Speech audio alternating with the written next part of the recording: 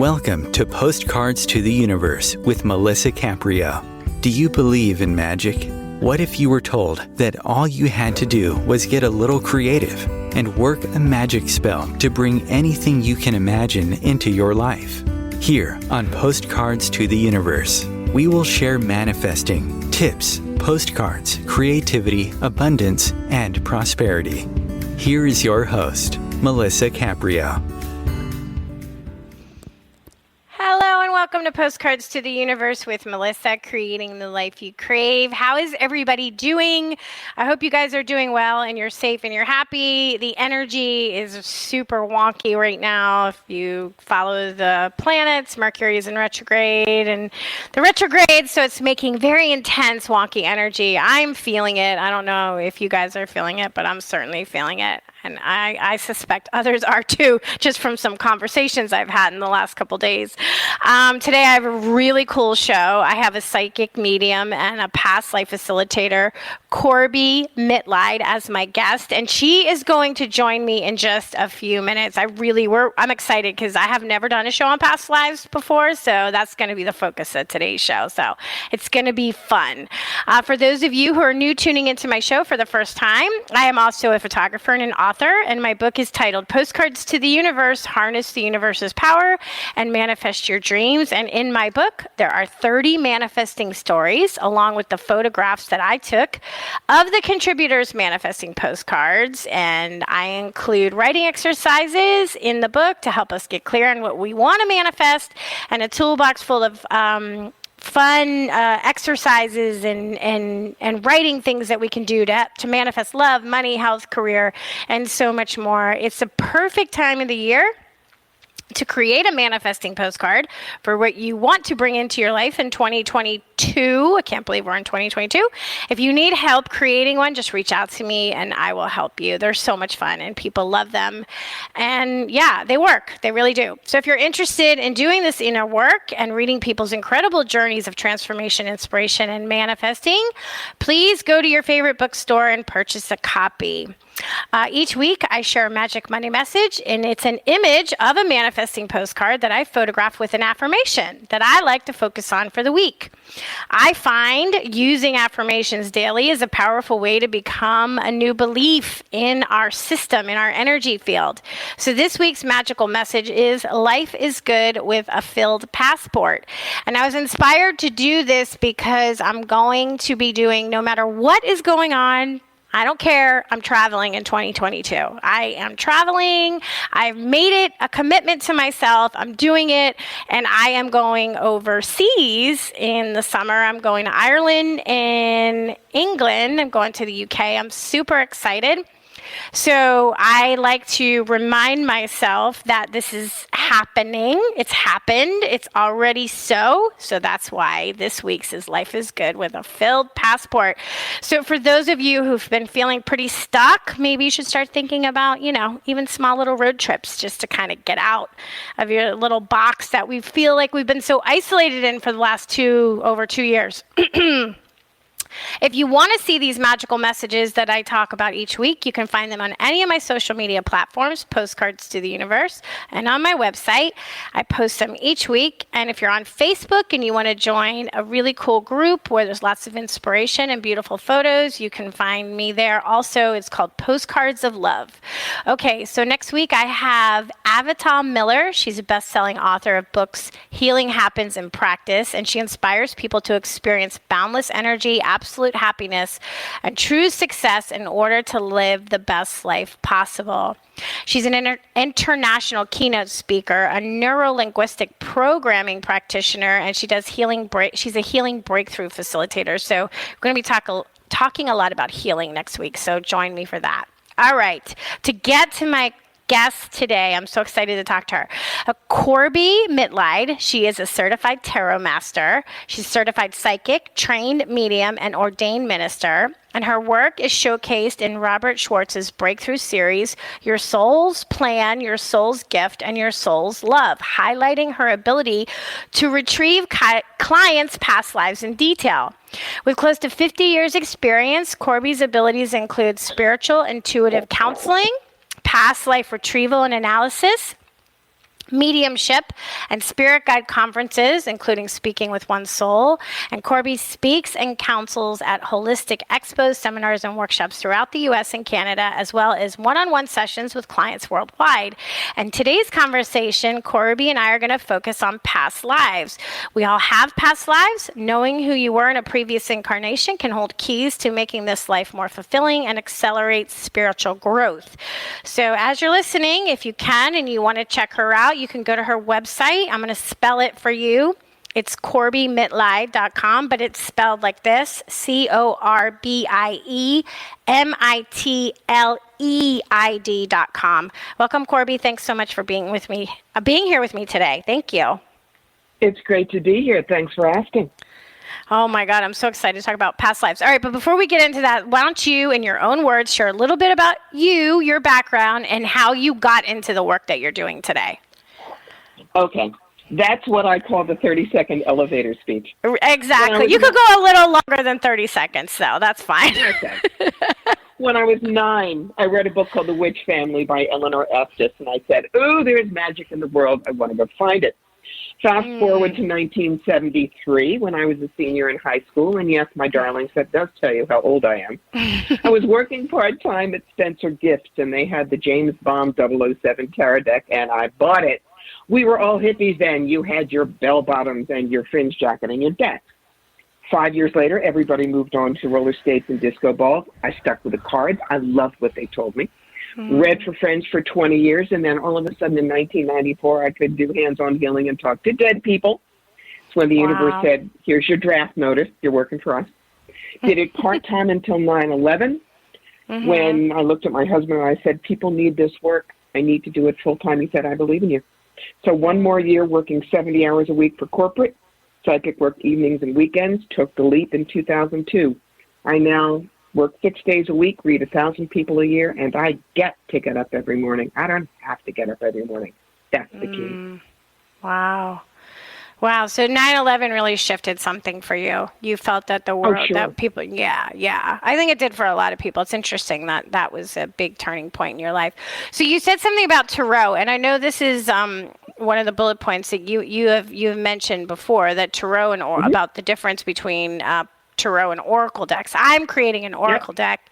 I don't know. Yeah, I know. I'm excited about it. I don't know how to read tarot. I love having tarot read for me. I don't know anything about it, but you say they're both useful, but they're completely different. Can you just share a little bit about that? Absolutely. Oh, sure. Tarot, Ralph, whatever we call it, has 78 cards, standard, majors, suits. Right. And there have been years and years and years of this is how you have to do it, laid out energetically on the cards. The delicious thing about oracle decks is there are no rules. They are from the mind and the heart and the soul of the creator. Yeah. And so I have my Tarot Illuminati tarot deck, my favorite one, but I am right now staring at 7 oracle decks that I use in concert with the tarot. I will often use them. Simple example. Someone says, "Does Bruce love me?" Well, yes, I'll pull some cards from the standard deck for that, but then I reach for the Joy of Relationship deck by John Gray, the guy who wrote Men Are From Mars, Women Are From Venus. And that gives me the karma that they're working on underneath. Got it. So it's just for clarification. Yeah, I'm having fun creating my own oracle deck because it's my images, it's my work, it's my thoughts, it's my affirmation. It's, it's all from me. So it's fun. I'm excited. I'm really excited about when it's going to be finished and me putting it out there. So that's really, really cool. Do you read? Do you use cards when you do your private readings, your one-on-ones all the time? Oh, well, sure. It's like a doctor can use a stethoscope, an X-ray machine, etc. It depends on what people want to know. I laugh. I say people come to me for 4 things: the everyday tour bus, house, car, job, kids. Okay, God, you put me here. Now what? Right. Who was I in 1642 Belgium? I want to speak to my spirit guide, Binky, and how's dead Aunt Mabel? I mean, that's really everything I do. I have done stand-up comedy on You Think a Psychic's Life is Easy, so this is going to be a funny show. Just roll with it. You are making me laugh.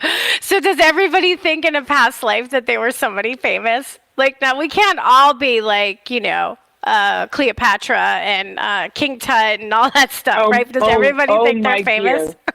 Oh, my dear. If I could tell you the number of people that said, I must have been Anne Boleyn because I can't wear turtlenecks. No, it doesn't work that way. I have done hundreds and hundreds of past life retrievals for people. Mm-hmm. I've only come up with famous people 3 times. Mm-hmm. Yeah. That makes sense. I mean, yeah, it's a numbers game, right? It makes sense, right? Not everybody can be famous, right? That's cool. Why don't you? Well, this is perfect segue. What is when you talk about past life? You've done a past life retrieval. What does that look like? A client comes to you. Somebody's listening to the show right now, and they're like, "Ooh, this is really interesting. I always, felt like I have this major fear of whatever, and I don't understand why. Like maybe it's a past life thing. Like, what does it look like, a retrieval?" Well, the difference between a retrieval and a regression, very important for listeners to know. Regression must only be done by a certified hypnotherapist, a certified past life regressionist, because if you get into that, you're going up to the Akashic. If you see a traumatic death or a horrible abuse situation, they have the skill to pull you out of it so you can observe but not feel it. If you don't want to do that, but you need to know what's going on, you come to me. You say, why is there wet hair in my face? And I freak out. I'm the one who goes up to the Akashic, pulls down the book, and says, here, read chapter 2. But I tell people that you've got to give me an obsession, a phobia, a place you either love or hate that makes no sense, like I'm Scots Irish, why do I have this thing about Peru? Or a person that is important out of all proportion. Because we've had hundreds of past lives. If you just say, well, give me one, I can give you one that is bang on. And if it has no resonance for you, you're going to go, yes, so. Right. The quick example I will give you, a woman came to me and said, look, my son is 29, and he won't live a mile from me. He still asks me about all decisions. What is wrong? Right. And I went and I said, okay, I'm seeing 1944 Utah Beach. Your boy is one of the people who came onto the beach. He's got a pretty mangled leg. You're his commanding officer. You're dragging him over the dune, behind it. You take some shrapnel too, but you both get out of there alive. You save his life. And she looks at me and she says, can you see my rank? I said, yeah, you were a sergeant. And she says, he's called me sergeant since he was 3 years old, and we never knew where that came from. Oh, wow. I just got goosebumps. That's crazy. That's so crazy. I have heard this, and you'll know if it's true since you do this kind of work, that we very often reincarnate in the same group of souls as a soul families, let's say. Like a lot of us come back together over and over to have different experiences, maybe play different roles. Is that true? Absolutely. The example I can give you, my father was my best friend. He and I even had the same birthday. But we normally, when we incarnate together, come in same generation, best friends. But I set up in my pre-birth planning session some really difficult stuff, and I knew I would need a best friend as a father. So my soul asked his soul, would you do the father-daughter monad? That's what it's called. And they agreed. And so that's why, yes, normally we're best friends, but it was father-daughter this time because that was the role that I needed him to play. Yes. Okay, that makes so much sense. Is that why a lot of people will have these relationships? Now, this is romantic. I'm not talking about family. Let's switch over to romantic relationships where you know that somebody is your soulmate or one of your soulmates and that there's been a soul relationship. And it's usually, people always assume that soulmate means, oh, it's love, it's light, it's beautiful, it's romantic. No. It usually means it's struggle, it's painful. It's painful, and you guys are like going through these lifetimes together to grow, right? So, and that happens a lot in romantic relationships. Is that correct? From what I but there's gather. There's a big difference. Soulmates, we get more than one. They are our core team. Yes. My father was a soulmate. My current husband, yes. The last one, no. Right. But what a lot of people confuse are soulmates and twin flames. Oh, We don't okay. always get to meet our twin flames, guys. And what is the But difference? You could share for people who have no idea what we're talking Sure. about. Twin flames, I mean, you see the couple and you cannot imagine them being with anybody else. John and Yoko. Right. Paul Newman and Joan Woodward. Yeah. I now, can see it's that. not always sex, love, romantic. Another set of twin flames was Paramahansa Yogananda and Sri Dayamata, his longest disciple. She, at 18, said, "That's my life." And she died at age 96, never wavering. Wow. But sometimes your twin flame is on the other side while you're having the experience. Is that true? I've heard that too. Yes. Okay. My twin flame is definitely not down here because I knew that I was going to be so busy re-raising myself and teaching out in the world that to have that distraction would not be good for me. So, I mean, he may be on the other side of the world in Christchurch, New Zealand, but we'll never meet. Not in this lifetime, you mean? Nope. Not in this lifetime. But you're always traveling. I mean, when you go back home, I call, the other side home. Yep. And he goes back home, or the soul. We're saying he and she just for the purposes because we are having human experience. But, the soul goes back and then you're reunited. Is that true? Is that how that works? Yes, but even more than that. Remember, our souls are so huge. They don't fit in these little pea-brain bodies of ours. Right. So my soul and my twin flame, most of our soul is up there sharing a bag of popcorn. Who knows? It is the personalities that return with the information and the experiences that the soul needed. God, that's so interesting. All right, let's take our break here because we're at the 20-minute mark, and then I have so much more I got to ask you. This is so fascinating. Sure. Guys, stay tuned, and we'll be back in just 2 minutes with Corbie. We got lots more to talk about.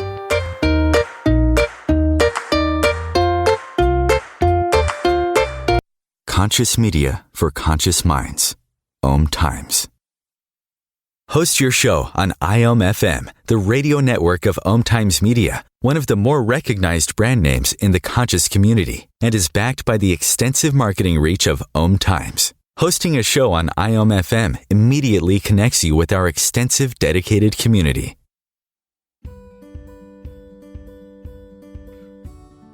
Hi, I'm Melisa Caprio from Postcards to the Universe, creating the life you crave. Do you believe in magic? What if I told you all you had to do was get a little creative and work a dream spell to bring anything you can imagine into your life? Well, guess what? I've got the spell for you. Postcards to the Universe, a global movement for manifestation, is a casting magical tool for you to use whenever you want. How does living in passion sound to you? Join me in my movement where you get to create in the magical playground. Let's think outside the box and do some playful conjuring. By casting out our desires with a manifesting postcard, we explore our hearts and allow the alchemy of our dreams to appear. And don't forget to tune in each week here on OMTimes Radio with my show, Postcards to the Universe, creating the life you crave at 4 p.m. Eastern Time. I share tips on creativity, abundance, and prosperity, and you will be introduced to the coolest guests, trailblazers, mystics, and creatives who enrich our lives.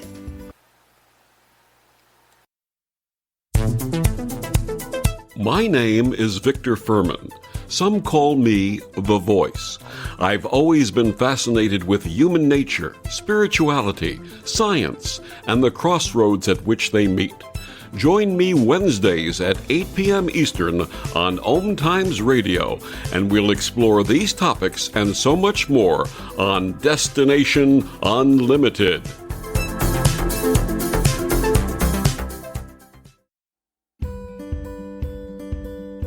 The rainbow is God's promise of hope for you and me. And though the clouds hang heavy and the sun we cannot see, we know above the dark clouds that fill the stormy sky, hope's rainbow will come shining through when the clouds have drifted by. Teresa Caprio is the president and founder of Rainbow Guardian Inc., a nonprofit 501c3 serving the intellectually challenged/developmentally disabled, including autism. Teresa started the foundation in 1995 so she could help make a better life for her intellectually challenged daughter. Her dream is that the Rainbow Guardian will provide the necessary tools and education to help the public understand the special needs population, because it's often discarded in mainstream society. To find out more or make a donation in support, please go to www.rainbowguardian.org. Rainbow Guardian's special mission is to see these unique people live a happy, full life and have a future of liberty and equality.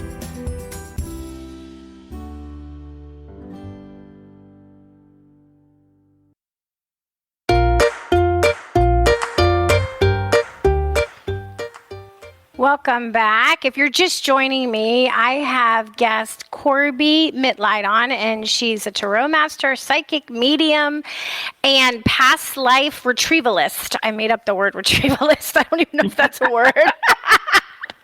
But it just came to me. Okay, past lives are super, super fascinating. So why is it now the Akashic Records, just give a brief description what the Akashic Records are for those who have never heard that term before. All right. You're going to have a lot of different ideas about what they are, the way I see them. The Akashic Record is literally the record of everything we've been, we're going to be. Now, this does not mean you have no free will. Okay. But this is all of the universes you're ever in, because we are in more than one. The things you do, the things that happen, the people you're with, it's huge. And a lot of us see it as a book. Okay. So people go up and they look at their Akashic Record. And when I do a meditation with them, some people see a book, some people see a parchment, somebody once saw a computer. Interesting. But it's the record of everything that your soul was, is, and will be. And you said multiple universes. Is that what a deja vu is, that you're seeing another universe? You're seeing yourself in another universe? I always feel like that's what I'm seeing. It's possibly that. Some people think that we're getting a leak that, you know, it's a slight out-of-body experience and we're looking down on it at the same time we're in it. That's pretty cool, too. But, yeah, I mean, how could this one little universe we know be it? Right, exactly. Spirit has so much more. It wants to play more than one universe. So when somebody comes to you, you obviously can't just go in anybody's Akashic Records without their permission, I'm assuming.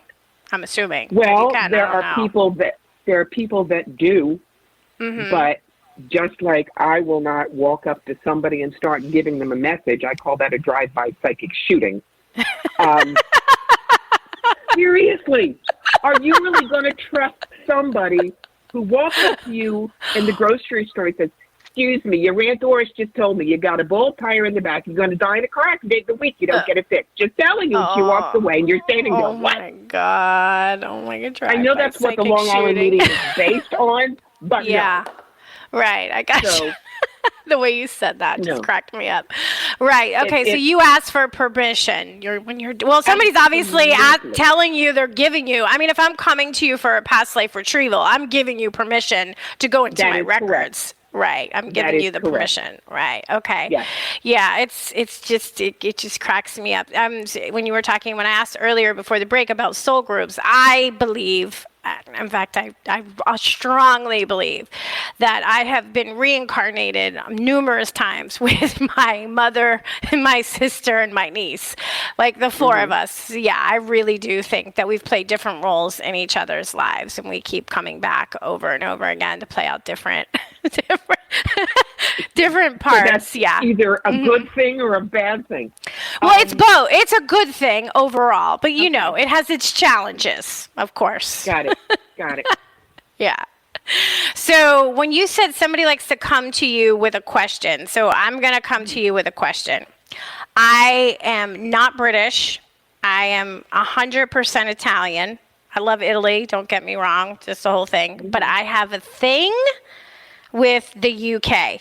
I have a thing with the British. I have a thing with the Brits. I don't know why I do. I can't wait to get there. I've been there one time years ago to London, but it's not London proper that I'm going to. I want to go to a smaller town, a more country feeling kind of area.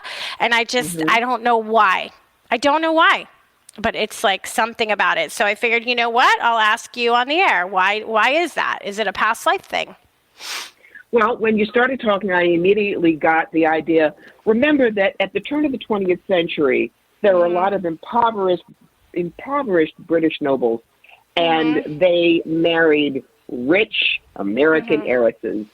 Downton Abbey is a perfect example. I love Downton Abbey. I loved it. I obsessively watched it. No, Downton Abbey, I just loved it so much. No, my darling, you were not one of the rich heiresses. Oh, just son of a bitch. You were. Sorry. Okay. You were more like Anna. You were the chief lady in waiting to one of these heiresses. And that's one of the reasons why London doesn't draw you, but the smaller places do, because that's where I believe you met someone and married them. They were brought into whatever household that is, so you both worked there. Interesting. But you felt more at home in Britain than in America, because in America, you were one of a lot of kids. You were always the tag-along.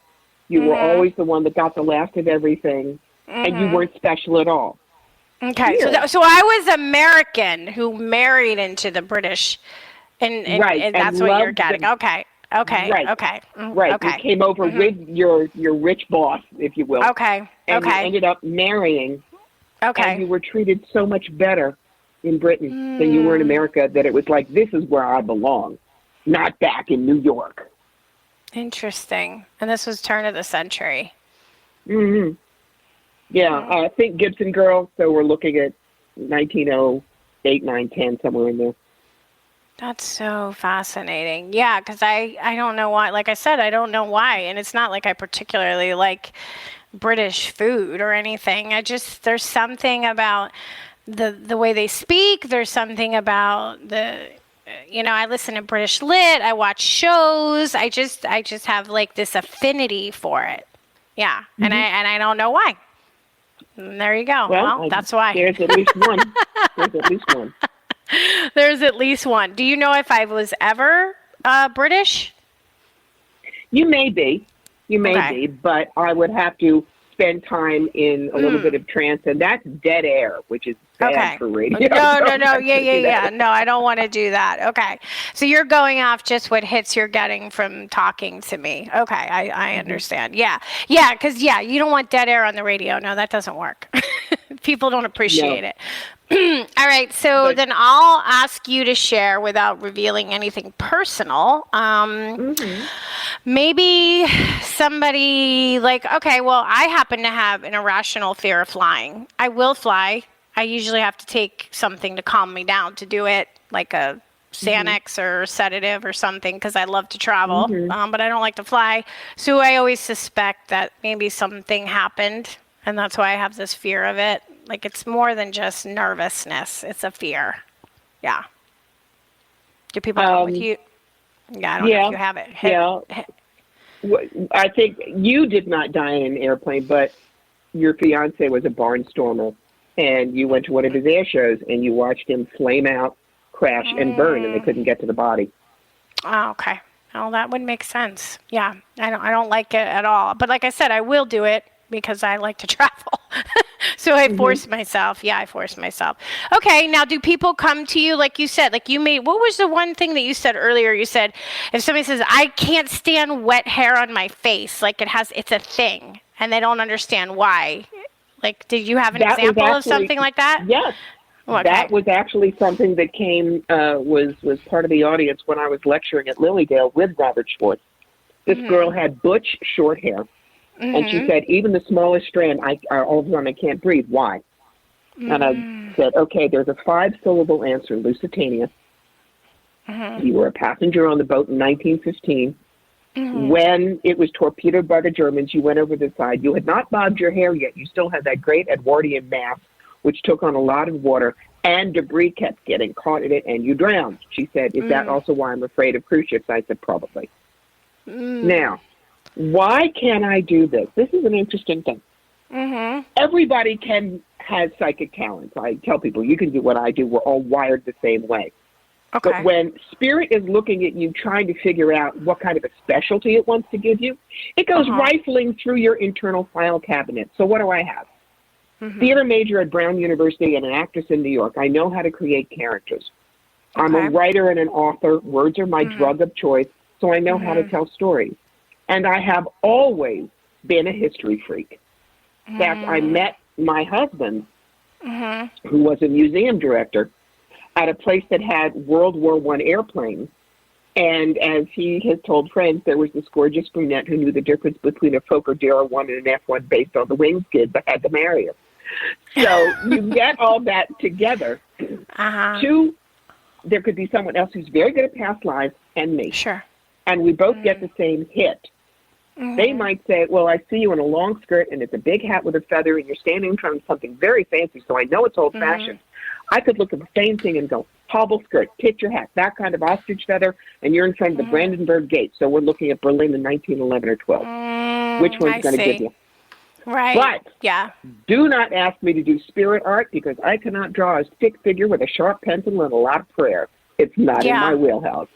Yeah, like I have a friend who can do spirit art, and she's pretty amazing. But yeah, it's just like everybody has their own talent. So you use the talents you already have, which enhances the experience of when you're going and doing.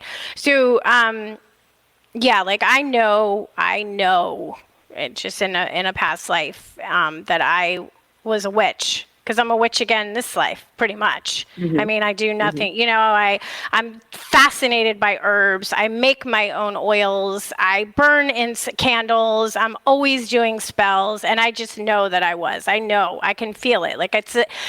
I think some of us have a really intuitive hit on some of the lives we've led before.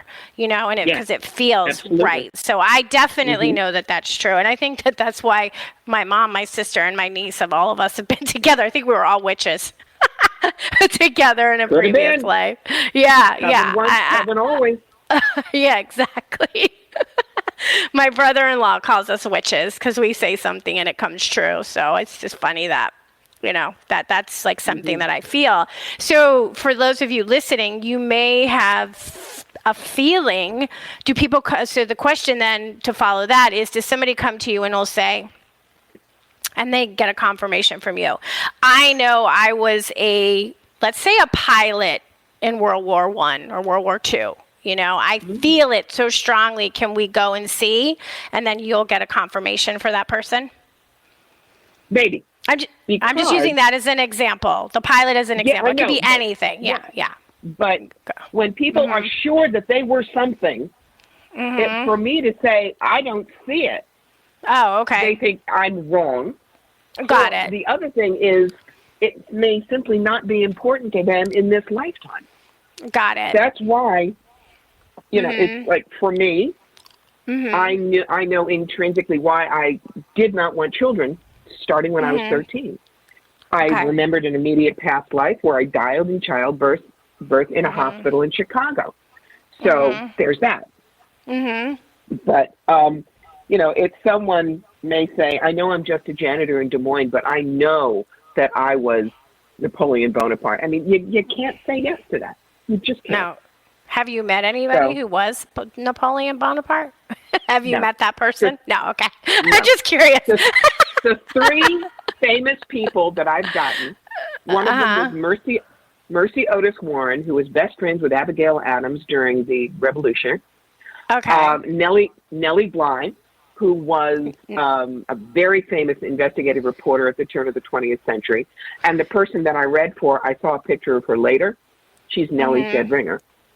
Oh, and my God. A fabulous black and white photographer up in Canada who is the reincarnation of Jacob Riis. Who's Jacob Riis, R-I-I-S? He's the one that took the very, very famous black and white pictures of immigrants in the New York tenements. Okay. Wow. That's wild. Yeah. But no kings, no queens, nothing like that. No royalty, no. Yeah, people always like to believe that's who they are. Do we have a choice if we do not want to reincarnate? Do you know this? Oh, of course. We do. Yes and no. We Okay. don't, because we aren't. Let me explain. This Okay, is when yes, please. people who are, well, the Bible says we only live once, and I look at them and say, Right. and you know what? The Bible's right, because this is how it is. I will use the example of Matt Smith. Matt Smith was the 13th Doctor on Doctor Who. He was my doctor. And he was wonderful in that. But when he hung up the bow tie and the suspenders, he then turned to play Prince Philip in the first two seasons of The Crown. Totally different person. Matt Smith is the soul, the two parts of the incarnation. We go on again and again, but there's only once for Corbie, that's it. Once for you, that's it. And then our soul hangs up the personality in the closet like a costume. So you will never be back again. Right. But the soul may choose to, but you won't feel like you going, oh, God, I have to do this again. I'm so tired. Right. We're I a like role that. they play. I like that you said may choose to. Doesn't mean may. That sounds like I have my soul has some kind of a choice in deciding. The soul Because always I might not want to come back here to Earth. I may want to go somewhere else. I don't even know where somewhere else is yet, but I may. The soul has all those choices. They absolutely do. And do we work with a team before we do we have a team over there that we work with when we're discussing what lives we want to kind of play out? We do. This rolls into Robert Schwartz and his book series. We do pre-birth plans with our counselors, other souls. Okay. And, it's almost like a computer flow chart. If I do this, will you do that? Well, that's so cool. Hold that thought, though. Let's talk about that, because I really want to talk about that. That's super interesting. But we're at our second break time, so let's take the break here, and then we're going to talk more about that. Guys, stay tuned. Be back in just a couple minutes.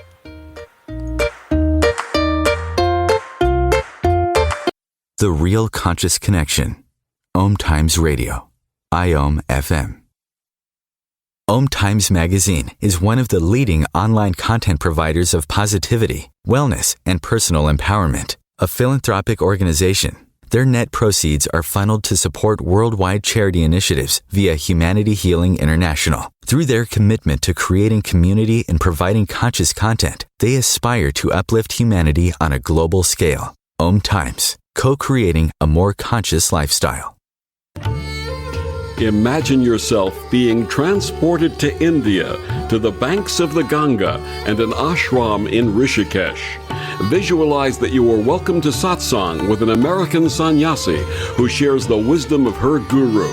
Your visualization has manifested. Join Sattvi Bhagawati Saraswati for inspiration and transformation every Thursday at 11 a.m. Eastern on OMTimes Radio.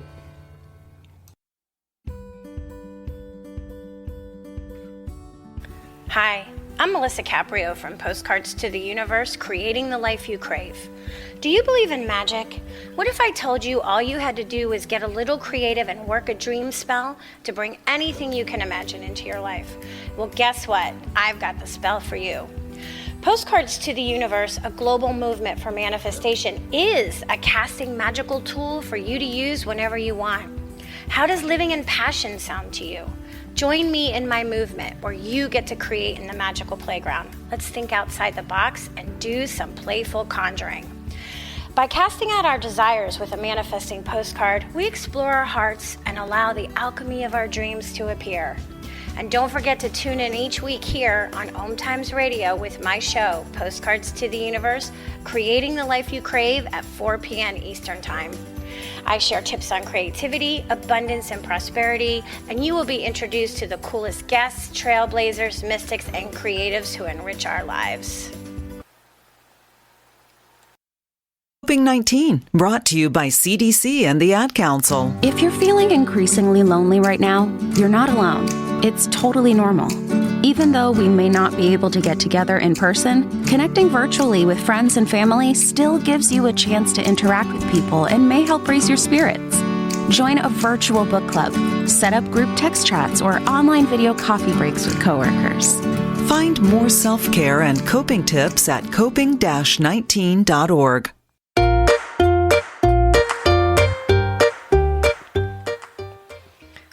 Welcome back. Okay, Corbie, so before the break, we were talking about aligning with our counsel on the other side before we incarnate into this life. And what is that like? What does that look like? Well, we decide what we want our pre-birth plan to be. Now, how do we do that plus have free will? Let's look at college. You can decide to be a physics major. That's your pre-birth plan. But you can maybe take a bunch of gut courses and sail through, or do double major plus lab. That's your free will. You're going to graduate with the lessons you need, but how difficult or easy your life is up to you. And do we set certain challenges in our pre-birth life plan that we want to master in this life? Yes, we absolutely do. But this goes into karma. Karma's not bad and good, carrot and stick. That's kindergarten. What Robert Schwartz understood as karma is 5 things: unbalanced energy, healing, service, contrast. You want to learn about abundance, you need a rich life and a poor life, and healing of beliefs. I always love using the example of Ryan White. Ryan White was the kid who got AIDS in the late 80s, early 90s. I remember him. Okay. And people who think karma is bad and good think, oh, he must have been so awful. Look what happened to him. No. Let's look at his life. He got AIDS. He was a pariah, cruelly treated. But along comes Elton John. Now, Elton was drinking and drugging and driving himself to death at that point, but became very close with the family, loved Ryan, played at Ryan's funeral, was so inspired by Ryan that he got clean and sober shortly afterwards, and he has been for over 30 years, and then created the Elton John AIDS Foundation, which has raised $500 million for people with HIV and AIDS all over the world. Right. So Ryan's soul said, this could be a tough life and a short one.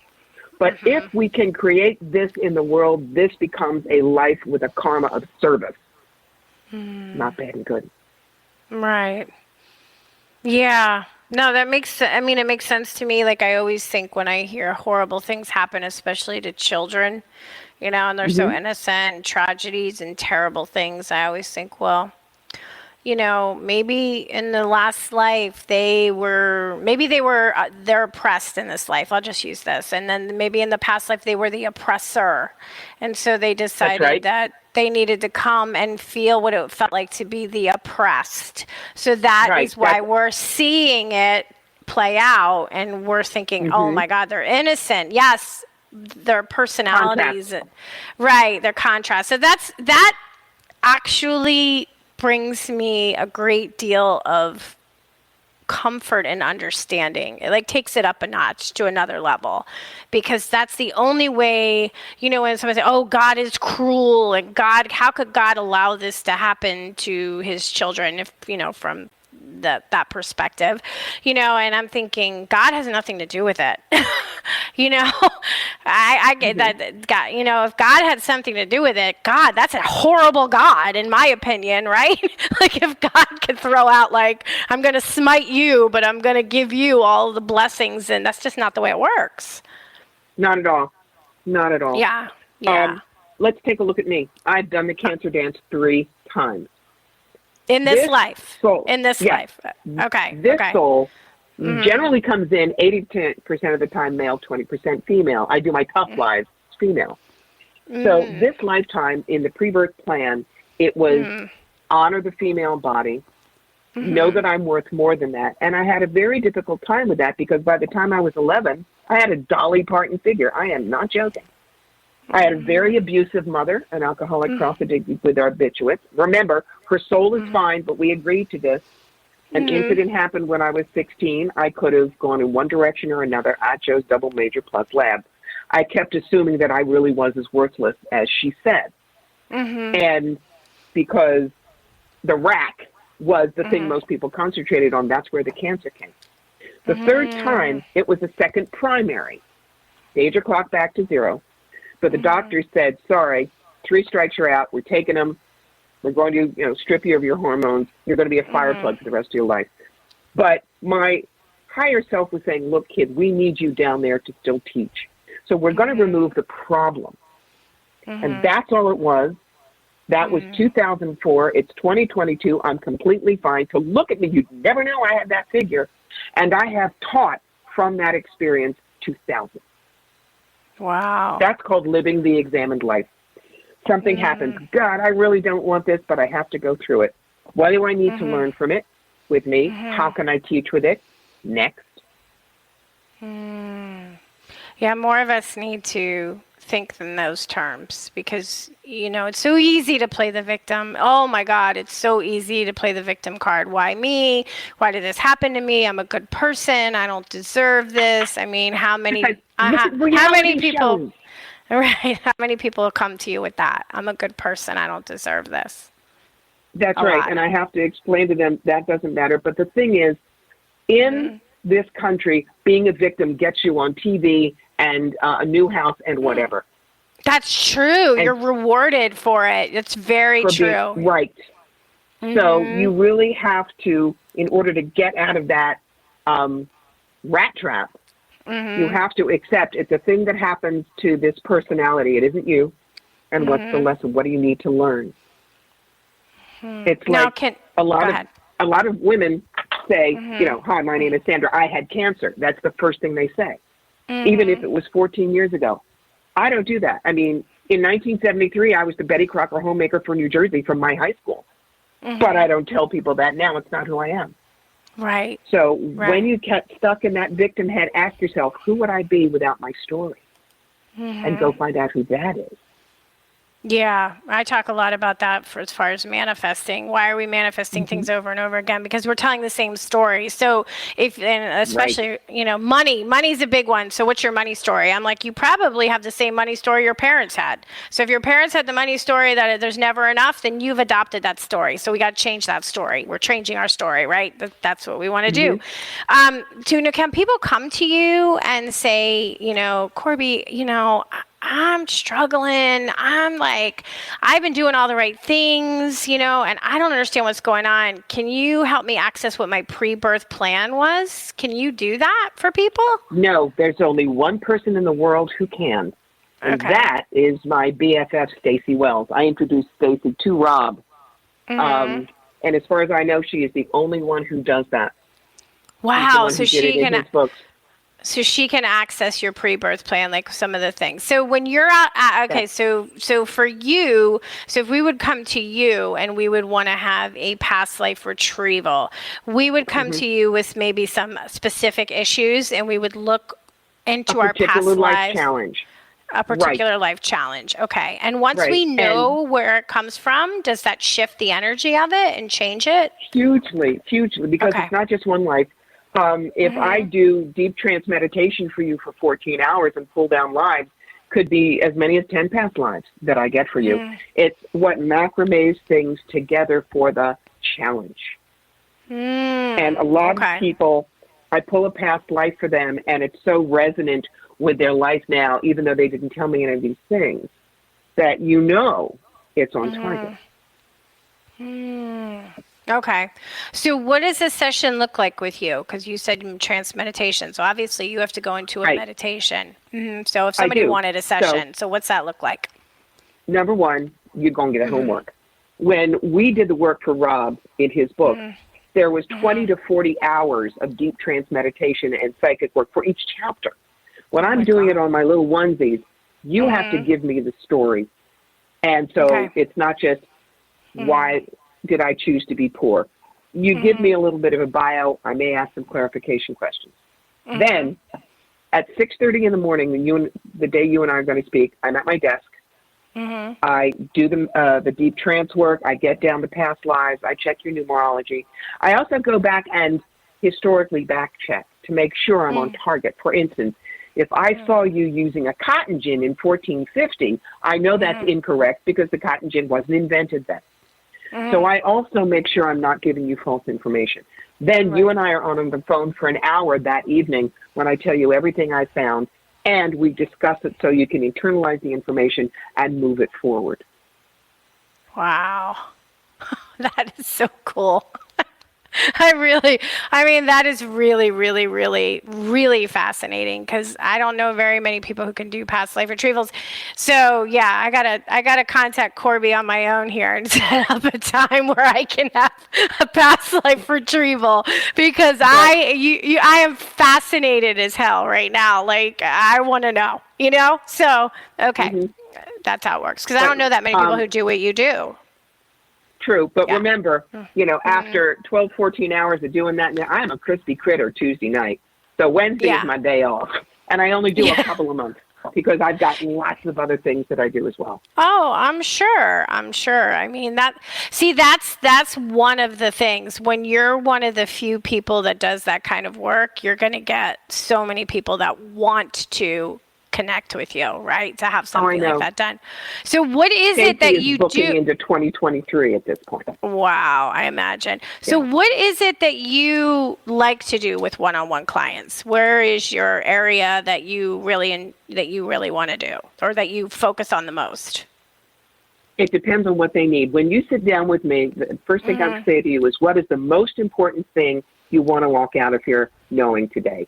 And if you go blank on me, I go Brooklyn on you and go, darling, what's biting your butt? Because you say that and everyone will say, oh, that, boom. So if it's intuitive counseling session, we'll use cards. I'll channel. We'll do anything like that. There are other things that I do for people. Create your sentence of passion. When you need to figure out your purpose, I shouldn't tell you. I haven't lived your life. But we work on it together. You find your rallying cry, and then you see how to direct it throughout your life. I teach courses. I teach Decadence, which is how to use multiple decks at once, Oracle and Tarot. And I also teach on what it takes to be an A-lister as an intuitive. Because I was on the road for 18 years, 45 weekends a year. My nickname was the Travel Channel. Yeah, at 67 with a bad back, I'm not going back out.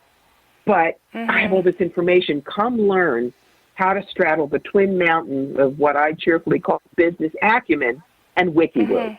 You do that, you can make this your profession and help thousands of people. Okay. That's really, really, really fascinating. Yeah.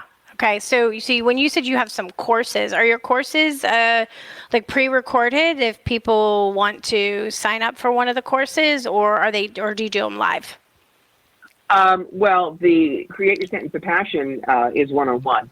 Decadence, I usually do either live when we're not worried about the big bug out there, or I can do it on Zoom. I've taught it on Zoom as well. Because, I don't want to get up there and pontificate. That bores me silly. I'm a facilitator. I want everybody to work with everybody in the class. And by the end of it, you should have a new tribe. That's what's fun for me. Okay. Wow. So amazing. It's just to be that tapped in and tuned in. I find that kind of work fascinating, I mean, I know we're all intuitive. A lot of us don't trust our intuition, but you absolutely have to. We are all wired like the same house plan, kids. If I can do it, you can do it. Well, sure. Every time I've not trusted my intuition, I've gotten myself in trouble. Every time. It's never been one time where I've not, and any time that I've really trusted my intuition with no reasoning at all of why I'm feeling a certain way, it saved me. It saved me from harm, from physical harm. It's because we're taught as kids, especially women, if you want something, you're wrong, you're bad, you'll be punished, and you'll have to watch somebody else get it. Like the cookie you wanted, your mother gives to your little brother while telling you, only fat girls eat cookies. Do you really want a cookie? And so I deal with women who come to me at age 50 and 60. I don't know what I want. They need to give themselves permission. And that, too, is the deep dish work that we do. A lot of freedom. I love that. Yeah, I love that. I love that. Well, we only have like 2 minutes. Is there anything that you want to leave us with before we wrap up today? Yes. One of the simplest ways of figuring out what you want to do is ask yourself 3 questions. In any situation, if you want to turn it around. What am I X about? Angry, sad, depressed, afraid. Why am I X about that? And the question we never ask ourselves, what do I think would happen if I stopped being X about that? Give yourself permission to change your mind. Change is key. Change is what helps us grow. Yeah, that's great. I love that. I like those. Those are really good questions, and they will apply to anything. So if people want to find you, Corbie, the best place to find you is on your website. It's CorbieMitleid.com, CorbieMitleid.com. Is that correct? That's correct. But social media, go find me on YouTube and in Pinterest and Instagram and Twitter. And if you want to work with me on a regular basis, there's always Patreon. Okay. Good to know. Yeah. Thank you so much. I've learned a lot today, and it's made me think. It's made me think a lot, for sure. Oh my God. I just love it. Past lives. So cool. Love this stuff. I love doing these interviews so much. Thank you guys. All right. Thank you for listening to Postcards to the Universe with Melisa, creating the life you crave. And I'm wishing everyone a wonderful week filled with joy, abundance, and love. Peace.